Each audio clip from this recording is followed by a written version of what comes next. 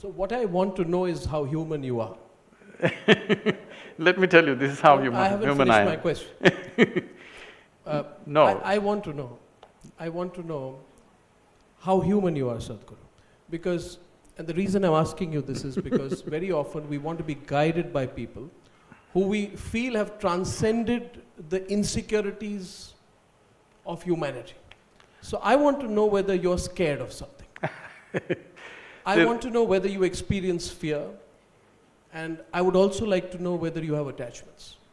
Can we start with the first? Let me finish this. This is not news hour, okay? When I'm telling you an answer, you can't ask me another question.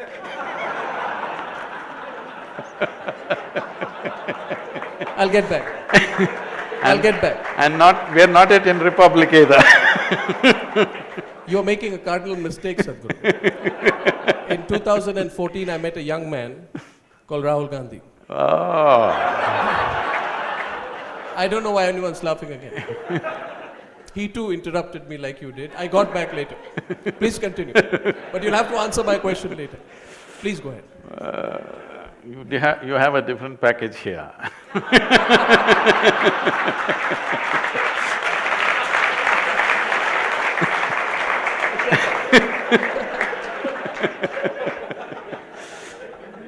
So, I will come to that. I'm very much going towards that. So the girl comes to me and says this, then I say, see, this is all you have to know. Never look up to anybody. She looks at me, what about you, kind of thing. I said, not even me. Never look up to anybody. Never look down on anybody. This is all the teaching. If you don't look up to anything, if you don't look down on anything, you will see everything just the way it is.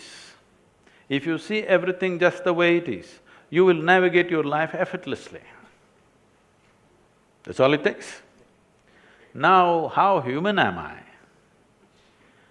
You just now use the word human, and almost everybody, everywhere I go, they use the word human, always referring to the limitations of being human, never talking about the immensity of being human. Oh, I'm only human. But why are you not saying, I'm human? You're on top, you're the top species on the planet. You're supposed to be on the top of the pile of all the species.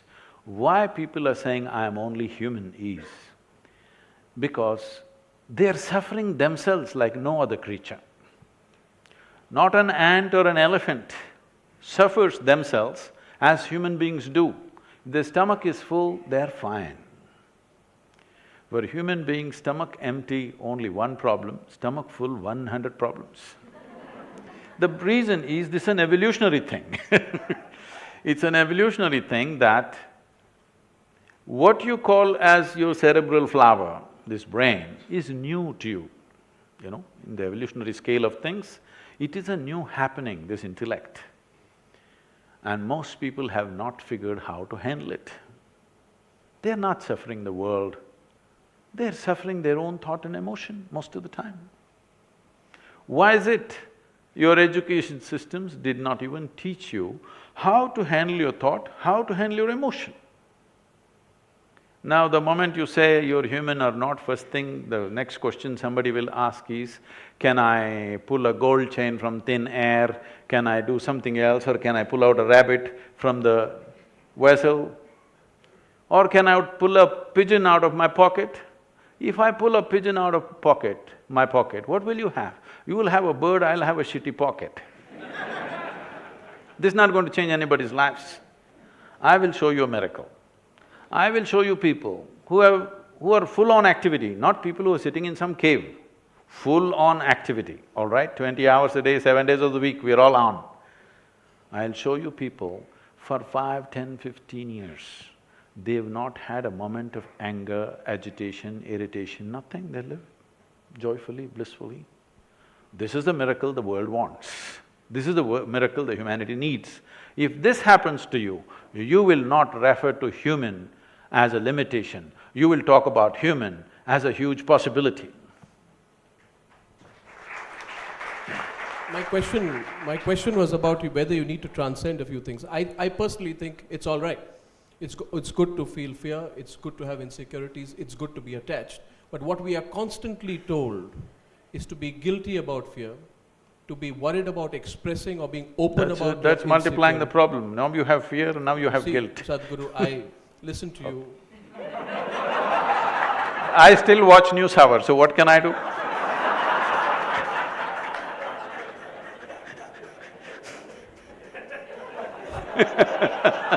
This doesn't usually happen to me.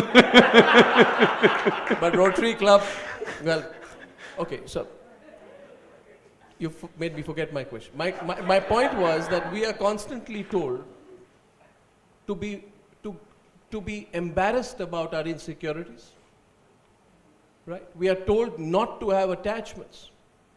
We are constantly told that in our lives and in our own Hindu philosophies and other philosophies to lose attachments. I want to know why this is necessary, which is why I asked you, because you were described as an enlightened soul, which I know you are. I asked you whether an No, you do not know. enlightened soul like you feels insecurity, experiences attachment. See, why this has come up is because people have a selective sense of involvement. This is what I said when I said, do not look up to anything, do not look down on anything. This is because if you look up to something, you will exaggerate. If you look down on something, you will exaggerate the negative. The moment you look up to something, you will get attached to it. The moment you look down on something, you will get dejected by it in some way, disgust will come. So these emotions of fear, insecurity, attachment, detachment, everything is a consequence. Shall we handle the source or shall we handle the consequence? People are always busy handling the consequence. They're telling you, trim your fear. Can you trim it? No way is it going to work. Now you're flipping on the other side and saying, we need not be ashamed of it, let's have it. Is it a pleasant experience, I'm asking? Is fear, insecurity, guilt, whatever, is it a pleasant experience? If it's a pleasant experience, keep it, it's up to you.